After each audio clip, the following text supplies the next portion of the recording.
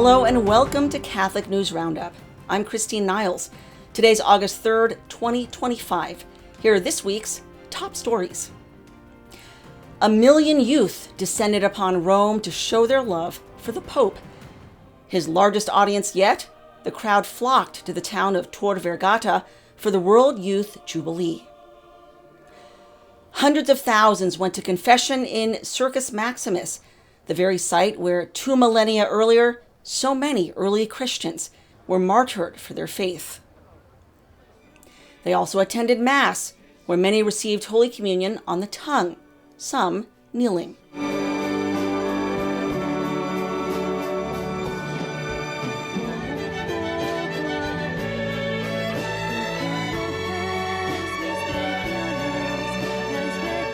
The Pope urged them to find their heart's desire and purpose in Christ. We need to lift our eyes, to look upwards, to the things that are above, to realize that everything in the world has meaning only insofar as it serves to unite us to God and to our brothers and sisters in charity. After Sunday Mass, thousands trekked the 10 miles back to Rome. And turning to India, 2 Catholic nuns have been arrested, and people are outraged. Sisters Vandana Francis and Preeti Mary, members of Assisi Sisters of Mary Immaculate, were arrested on July 25th in Kerala. They were traveling with 3 girls to visit a hospital, and the nuns produced consent letters from the girls' parents. A showdown took place between Christians gathered to support the nuns and a group of Hindus. Police, who work for the Hindu government, arrested and charged the nuns with human trafficking and forced religious conversion. On July 30th, they were denied bail. Their arrest has sparked backlash, with multiple protests erupting on their behalf and calls for India's Prime Minister to intervene. Cardinal Basilios Klimas, head of the Kerala Catholic Bishops' Council, led a protest in Kerala outside the governor's residence. At least in this case, these 2 sisters who were in the religious habit were dragged into the public society and were really humiliated. Humiliated on what ground? Just because they are Christians?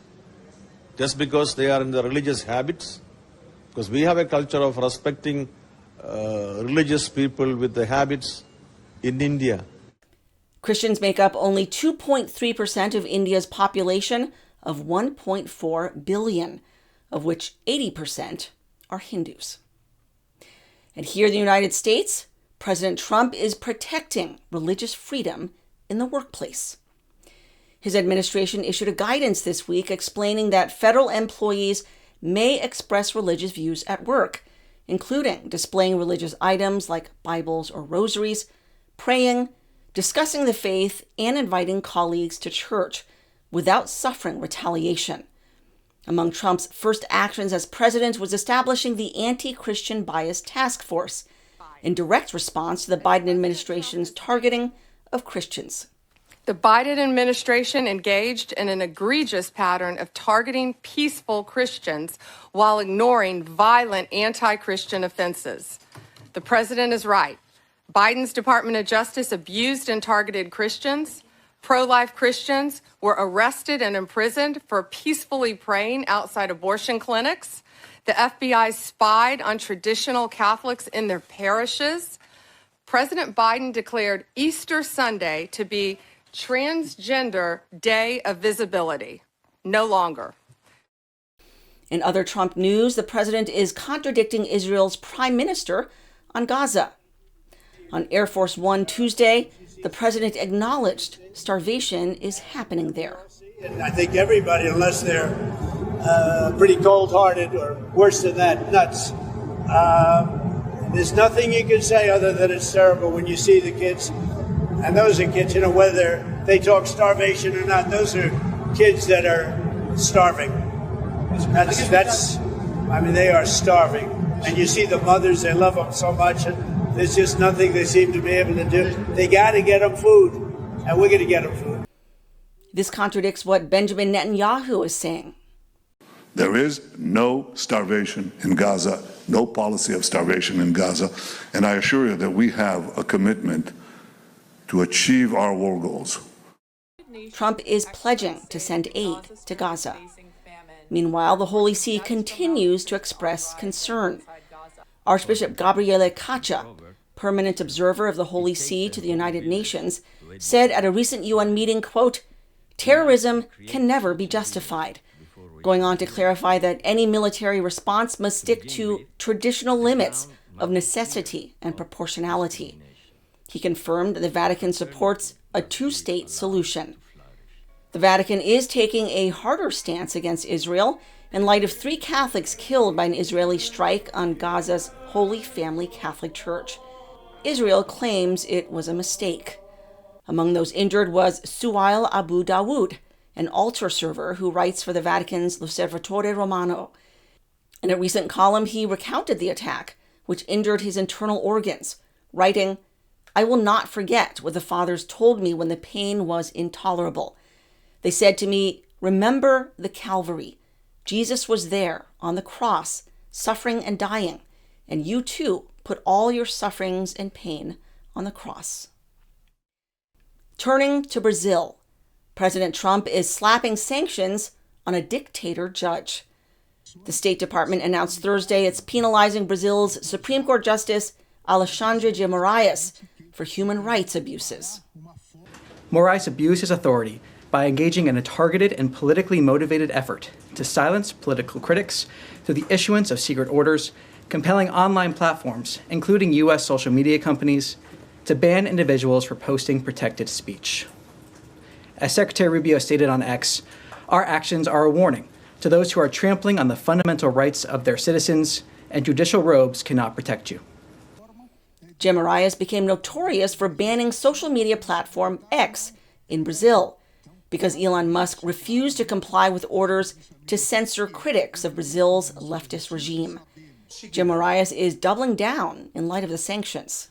O rito processual do Supremo Tribunal Federal não se adiantará, não se atrasará. O rito processual do Supremo Tribunal Federal irá ignorar as sanções praticadas. Esse relator vai ignorar as sanções que foram aplicadas e continuar trabalhando como vem fazendo. Jaguar's CEO is stepping down after a disastrous rebrand. After 35 years at the firm, Adrian Mardell is retiring just months after backing an ad campaign that resulted in crashing sales.